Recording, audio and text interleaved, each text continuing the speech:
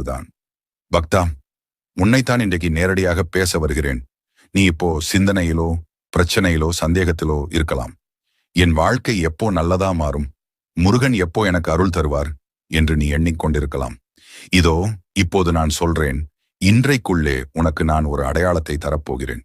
உன் கண்களுக்கு முன்னால் ஒரு பேனர், ஒரு நோட்டீஸ் அல்லது ஒரு புகைப்படம் மூலமாக என் இருப்பை நீ காணப்போகிறாய். அந்த படத்தில் என் உருவம் காட்சியளிக்கும். அது சாதாரணமாக கண்ணில் பட்ட காட்சி இல்ல, அது உனக்கு நான் தரும் உறுதி. பக்தா, உன்னோட பிரச்சனைகள் குறைய போகுது, நல்லது உன்னை தேடி வரப்போகுது என்பதற்கான சான்று. அந்த காட்சி வந்த உடனே நீ நம்பிக்கையோடு முருகனை நினைச்சு உன் மனசுல இருக்கும் ஆசையை சொல்லு. உனக்கு தேவையான நல்ல விஷயம் அப்படியே உன்னை வந்து சேரும்.